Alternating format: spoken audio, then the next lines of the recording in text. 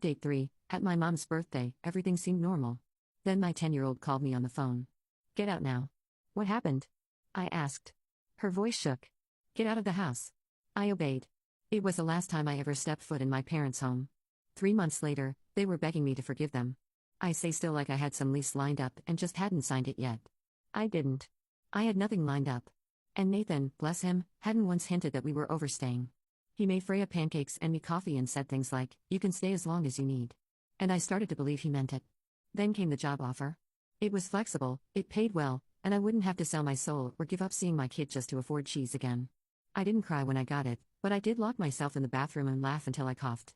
That job was my first piece of the old life, the good part, clawing its way back. So, of course, that's when I saw the photos. I wasn't even snooping. I opened Instagram to check if Freya's school posted any updates about the art show, and there they were. My parents on a beach. Vincent sunburned and smiling like someone who knew the judge personally. Bianca was there too, looking smug as a wet cat holding a coconut drink like it was court admissible evidence. The caption said, "Family first." So proud of the kind of dad he is to our granddaughter. I didn't drop the phone. I just stared at it, then turned the screen to Nathan and said, "Well, that explains why they've been quiet. They're tanning their betrayal." He didn't say anything for a while. Then he handed me a cookie. That's why I love him. 2 days later, Child Protection Services showed up. They knocked at 9 a.m. on a Thursday. I opened the door half-dressed. Freya was brushing her teeth, and Nathan was somewhere in the back trying to fix the leaky faucet with the world's smallest wrench. We received a report, the woman said, clipboard in hand, her colleague standing slightly behind her, scanning the hallway like we might be hiding meth in a potted plant. I didn't have to ask who reported me, but I did anyway. "It was your parents." She said, "Of course it was. They said I'd run off with Freya. That I was unstable. That I didn't have a permanent home. That I was involving strange men in my daughter's care," which I guess was Nathan, who was currently in the kitchen pouring juice into a cup shaped like a unicorn horn. They checked the bedrooms, asked Freya a few questions, inspected the fridge, found nothing. Said we'd hear back only if further action was needed. I thanked them with the emotional warmth of a sandwich bag. Then I went into the bathroom and vomited. The next day, I sat across from my lawyer while he poked at a salad and said things like, "This is serious, Daria." "No kidding," I muttered. He explained that if my parents testified for Vincent in the custody case, which was now days away, it would hurt a lot. They're close family. He said they know you well. If they paint a picture of instability, it'll hold weight.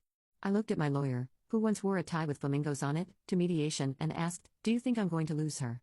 He sighed and said, "Not if she speaks." That night, Freya asked me if she would have to talk in court. I said yes if she wanted to stay with me. She didn't even blink. She just said, "Good," and went back to sketching her wolf comic. This one had snakes wearing grandma wigs. The courtroom smelled like air freshener and lies. Vincent showed up in a suit so stiff it looked like it was wearing him. My parents came in after him, sat behind his chair like they belonged to him now. Bianca didn't even look my way. Freya sat beside me, swinging her legs nervously. Nathan gave me a half smile and sat in the back, a steady shadow. The first day was brutal. My parents took the stand and said I was moody and not emotionally stable. My mother said I'd always been too sensitive. My father nodded like he was being interviewed for a documentary called How to Destroy Your Daughter in Court. Bianca echoed them. Vincent was a wonderful father, she said. He stayed home. He cared for Freya. He was always patient. I wanted to stand up and scream. Then why the hell did I leave him? But I didn't. I sat there, nails digging into my palm while they described a version of me I didn't recognize. And then finally it was Freya's turn. She took the stand like it was a school presentation. Looked at the judge, not at her father. "I want to live with my mom," she said. "She listens to me. She makes me feel safe. She's never yelled at me." They asked about Vincent. She hesitated.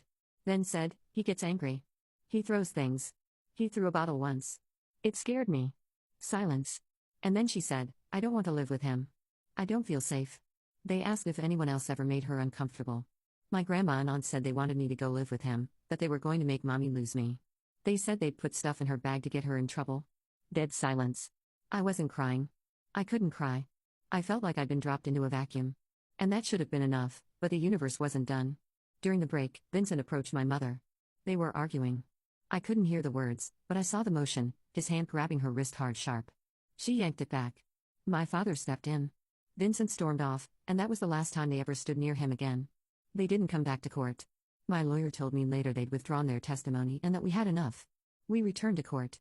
My lawyer brought the fire. He laid out the money trail, the car, the vacation, the hidden assets Vincent hadn't disclosed during our divorce. It was all there. Receipts, transactions. He bought their loyalty. And then when the money stopped, so did they. The judge ruled in my favor. I got full custody, no visitation, no contact. Vincent left the courtroom red-faced and sweating. My parents didn't show up at all. The week after the ruling, their vacation photos vanished from social media. The car was gone. The glow dried up. Nathan showed me a screenshot of one of my mom's posts before it was deleted. Sometimes family is the hardest lesson. I laughed. Actually laughed. Fast forward a year. I still wake up sometimes half expecting a war. But then I look over and see Nathan snoring into a pillow and Freya curled up on the other side with her wolf plushie. And I remember we're okay now. Nathan and I ended up together, which still surprises me. For the longest time, I didn't see him that way. I'd known him since we were kids, back when he used to eat crayons and swear he'd be a firefighter priest scientist when he grew up. I think I'd filed him under permanent friend material and just left him there. Turns out he'd liked me for years. He told me one night over burnt toast and dishwater wine that he never said anything because he didn't want to ruin what we had. But then something shifted. Maybe it was the way he held Freya's hand at court, or the fact he never once tried to fix me, just stood beside me while I unraveled and reassembled myself. Maybe it was just timing. Maybe it was everything. All I know is one night he kissed me and I kissed him back and suddenly the whole world made a bit more sense. He's good to me, better than I thought possible. Freya loves him. He builds cardboard castles with her, listens to her wolf theories like they're gospel, and lets her win at Mario Kart exactly half the time. She told him the other day, "I'm glad you're part of our pack," he cried in the hallway. Denies it, but I saw it. There was one attempt from my parents to reconcile. They showed up at the door one Saturday morning with pancakes. Literal pancakes. Like the smell of betrayal comes with syrup. They said they didn't understand what Vincent was really like and that maybe we could move past it all. I didn't even get to answer. Nathan stepped into the hallway, looked them dead in the eye, and said, "You need to leave now." Freya peeked out, and nodded like backup. They left. I haven't heard from them since. I did hear through the grapevine that things haven't been easy for them. Financially, they're struggling. Some people, extended family, old friends, cut ties after finding out what they tried to do. Apparently, trying to frame your daughter to win back a free babysitter and vacation fund doesn't play well at Bridge Club. Me, I'm doing okay. Actually, better than okay. I've got a stable job I like, a daughter who laughs in her sleep, and a partner who makes me feel safe in ways I didn't know I needed. It's not flashy. It's not perfect, but it's mine. And I'll fight like hell to keep it. Did I go too far or not far enough? This is where our story comes to end. Dear listeners, please share your thoughts in the comments section below, and don't forget to like, share, and follow. Thanks to all for your support.